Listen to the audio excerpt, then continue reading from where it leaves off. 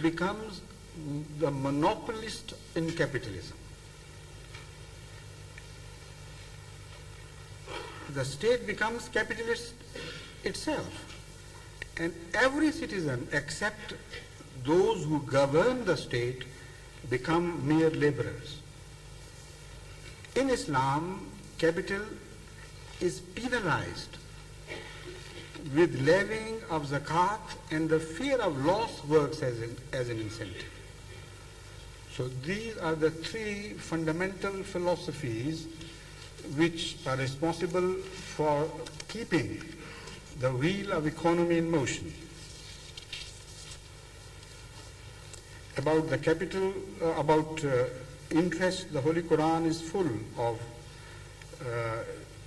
injunctions, not only totally rejecting the philosophy of interest being earned on idle money, but it also warns mankind that if you continue to develop a financial system based on interest, then you are bound to end up in great wars.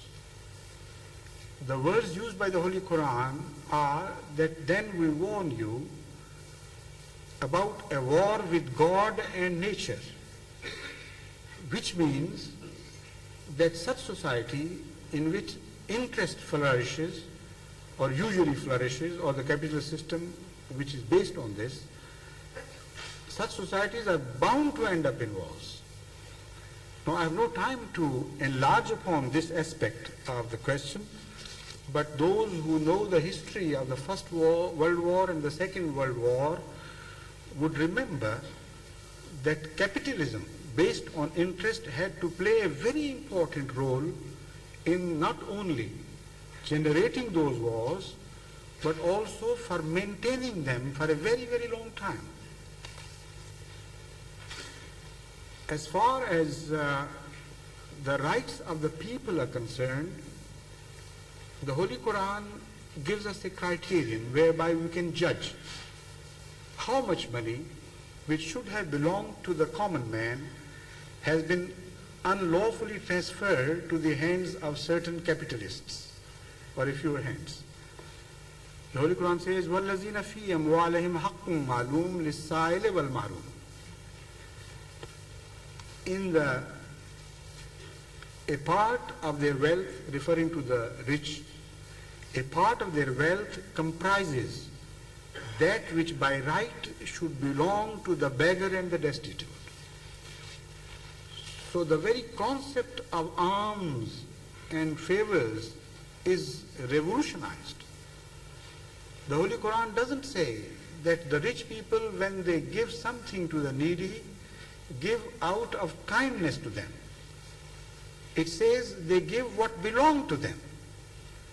So in a society where there are beggars, in a society where there are destitutes, where there are hungry, according to the Holy Quran, a part of the wealth which by right should have belonged to that section of the society has been unlawfully transferred to a fewer hands. How can we judge that this has happened? Islam also gives us a clear-cut method of judging this, of finding about this, discovering about this imbalance. According to Islam, there are 4 basic needs of man which must be fulfilled. إِنَّ لَكَ أَلَّا تَجُوَ فِيهَا وَلَا طَارَ وَأَنَّكَ لَا تَظْمَوْ فِيهَا وَلَا تَضْحَى. It is provided for thee that thou wilt not hunger therein, nor wilt thou be naked, and that thou wilt not thirst therein, nor wilt thou be exposed to the sun. That is food, clothing, water and shelter.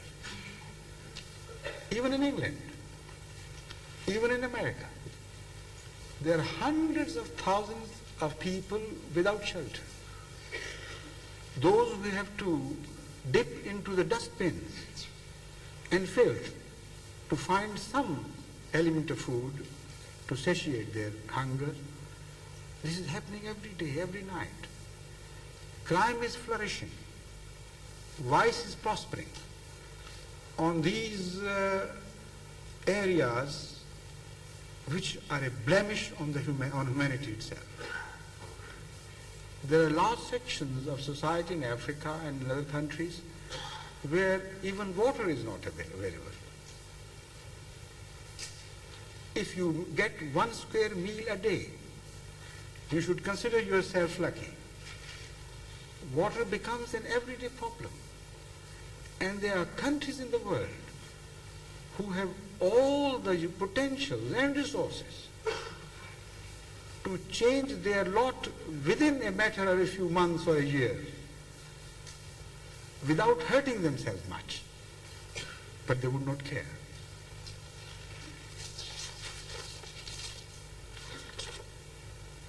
According to Islam, this is very important. If there is suffering in the world, not only the people of that country are responsible, but mankind as a whole would be held responsible. There must be a system whereby the sum total of human wealth should be channelized to those areas where hunger strikes, where famine play havoc with humanity. 4 fundamental principles guidelines are given in the Holy Quran about it. Aid should be sent to those areas, but without any ties and without any strings. According to this definition of the Holy Quran, an aid is only aid when it liberates people, not when it enslaves.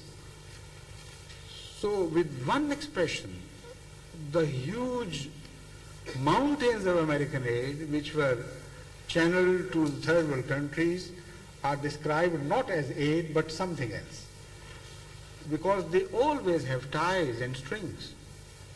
They enslave not only human or some people, but whole nations.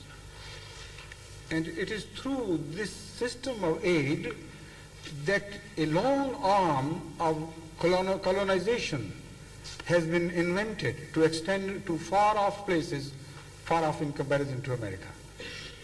And the bondage has changed in its character, in what it appears to be, but the slavery remains the same. Then the Holy Quran says, "O it'amun fi yawmin zi masqabatin." Whenever there are periods when hunger strikes largely, then it is the responsibility of man to reach those areas and immediately remove the misery of hunger. Then it says, "Yatiman dha maqrabatin." Don't only help such people who have their own, don't only help those people who apparently have lost patronage.